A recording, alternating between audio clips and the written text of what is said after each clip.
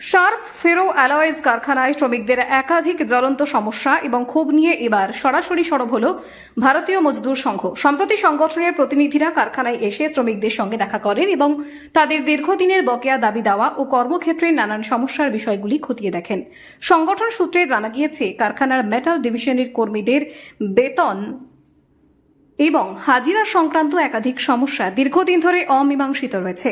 এই বিষয়গুলি নিয়ে ইতিমধ্যে বিএমএস এর পক্ষ থেকে কারখানা কর্তৃপক্ষের সঙ্গে জরুরি আলোচনা করা হয়েছে। শ্রমিকদের একাংশের মারাত্মক অভিযোগ, কারখানার ভিতরে এক ভয়ের পরিবেশ তৈরি করে রাখা হয়েছে। অভ্যন্তরীণ কোনো বিষয় বা ছবি বাইরে প্রকাশ হলে চাকরি হারানোর ভয় দেখানো হয়। পাশাপাশি কারখানার ভারী যানবাহনের জেরে স্থানীয় রাস্তাঘাট ক্ষতিগ্রস্ত হওয়া এবং দূষণ ছড়ানোর অভিযোগেও সরব হয়েছেন বাসিন্দারা। এই সমস্ত সমস্যার দ্রুত সমাধানে অনড় অবস্থানে রয়েছে বিএমএস।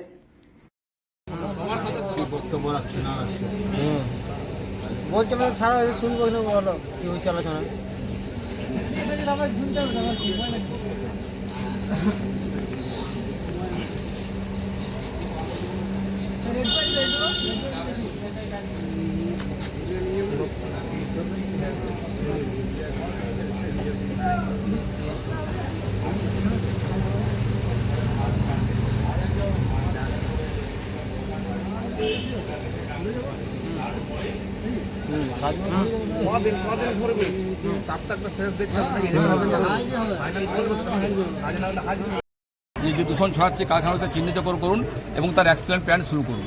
ইতিমধ্যে কারখানায় গেছিলাম, সেখানেও যে কথা বলে এসেছি, একটু ওয়েট করুন, 1 মাসের মধ্যে তথ্য আসবে। আর তথ্য আসার পরে ধরে বেরোবে, তার বিরুদ্ধে ব্যবস্থা গ্রহণ করা হবে। কাউকে ছাড়া যাবে না, কাউকে রেহাই পাবে না। মানুষের জীবন নিয়ে সেগুলি খেলছে।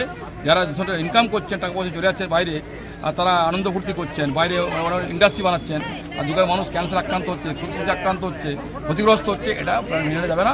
আগে বলে দিচ্ছি, কয়েকদিন মধ্যে আমি রিপোর্ট পাবো, আর রিপোর্ট পাওয়ার পরে সেই এলাকাতে গিয়ে পরে, সেই কারখানায় গিয়ে পরে আমরা সেই কারখানা হয় যদি সুস্থতা করেন বা বন্ধ করেন ভালো, নাহলে তার কারখানা তালাঘাটে তালা মারতেও বাধ্য আমরা করবো না, কারণ মানুষ ফ্যামিলি খেতে দেবো না।